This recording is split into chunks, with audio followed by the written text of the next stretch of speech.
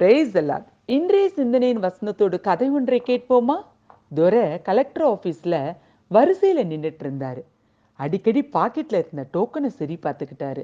இலவசமா வீடு தராங்க, அதுக்கான டோக்கன் தான் அது. ஆனா வரிசை தான் இன்னும் முன்னுக்கு போன பாடு இல்லை. அப்பதான் கூட்டமா ஜனங்க கலெக்டர் ஆபீஸ்குள்ள நுழைஞ்சு கத்திக்கிட்டு இருந்தாங்க, கலெக்டரை பார்த்தே ஆகணும்னு. எதுக்காக இப்படி கத்துறாங்கன்னு துரைக்கு தெரிஞ்சுக்க ஆசை. அதனால வரிசையை விட்டு அந்த கூட்டத்தோட போய் நின்னாரு. ஒரு அம்மா, சார் புதுசா கொடுத்தீங்கன்னு வீட்டுக்கு போனா கூரை உடைஞ்சு விழுது சார் அப்படின்னாங்க. இன்னொரு அம்மா, சார் செவுரு அப்படியே பாலமா விரிசல் விடுது சார் அப்படின்னாங்க.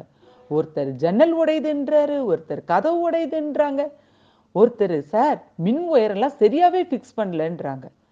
ஆளாளுக்கு ரிப்போர்ட் சொல்றாங்க. இதை கேட்ட உடனே துரைக்கு என்ன சொல்றதுன்னே தெரியல. அடக்கடவுளே, இலவசமா வீடு தராங்கன்னு பார்த்தா உயிருக்கு உத்தரவாதம் இல்லை போல இருக்கே.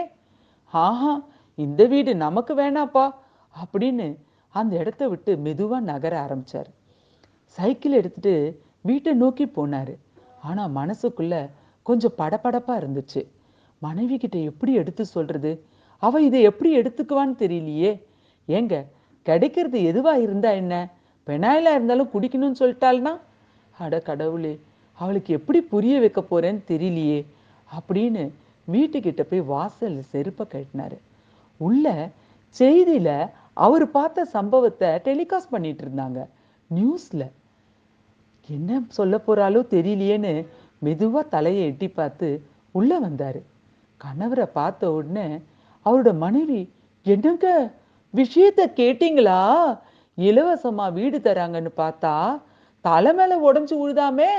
அடடா, உயிருக்கு உத்தரவாதம் இல்லாத வீட்டுக்கு அப்பப்பா, என்னங்க வேணாங்க அந்த வீடு நமக்கு. ஏதோ கஞ்சோ கூழோ, நம்ம இப்படியே வாடகை வீட்டுல இருந்தாலும் பரவாயில்லைங்க அப்படின்னு பயந்துகிட்டே அலர்னாங்க. துரைக்கு தான் பேச வேண்டியதை டிவி நியூஸ் பேசினது ரொம்பவே சந்தோஷமாயிடுச்சு. அதோடு அவங்க அமைதியா இல்லை. என்னங்க, எனக்கு ஒரு யோசனை வருது. ஊர்ல நம்மளோட இடத்த நம்ம கட்டலாங்க. நானும் எனக்கு தெரிஞ்ச மாதிரி டெய்லர் இது மிஷின் போட்டு ஏதோ தைச்சு கொஞ்சம் காசை சேமிக்க பார்க்குறேன். நீங்களும் கஷ்டப்பட்டு சம்பாரிச்சுன்னு வந்து கொடுக்குறத கால் வயிறோ அரை வயிறோ சாப்பிட்டு கொஞ்சம் சேர்த்து வச்சு ஊர்ல நம்ம இடத்துல நம்ம சின்னதா ஒரு வீடை கட்டிக்கலாங்க. எதுக்கு இலவச வீடெல்லாம் அப்படின்னு சொன்னாங்களே பார்க்கலாம். இதை கேட்டோன்னே துரை பெருமூச்சு விட்டாரு. ஆமாங்க, நம்ம வாழ்க்கையில நம்ம சின்னதா ஒரு வீடு கட்டி குடி போகணும், இப்படி பலவிதமான கனவுகளோடு இருக்கிறோம். ஆனா அந்த கனவே நமக்கு பிரச்சனையில கொண்டு போய் விட்டுறக்கூடாது. வேதம் நமக்கு என்ன சொல்லி தருதுன்னு பார்க்கலாமா? எங்களை சோதனைக்குட்பட பண்ணாமல் தீமை நின்று எங்களை ரட்சித்து கொள்ளும். மத்தேயு 6:13. ஆமாங்க, வாழ்க்கையில நிறைய நெளிவு சுழிவுகள் இருக்குது. முன்னேறி போகும்போது சில பிரச்சனையில நம்ம சிக்கிக்க கூடாது. அதுக்காகத்தான் இந்த ஜெபத்தை இயேசு கிறிஸ்து கற்றுக் கொடுத்தாரு. அதுல ஒரு சில வரி தான் இது.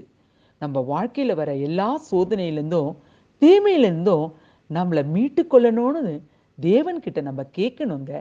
அப்படி கேட்கும்போது தான் ஒவ்வொரு நாளும் எல்லா பாடுகள்ல இருந்து நம்மளை விலக்கி காத்துக்கொள்வார். அப்புறம் ஏன் கவலைப்படுறீங்க? அவரை நோக்கி விண்ணப்பம் செய்யுங்க. God bless you all.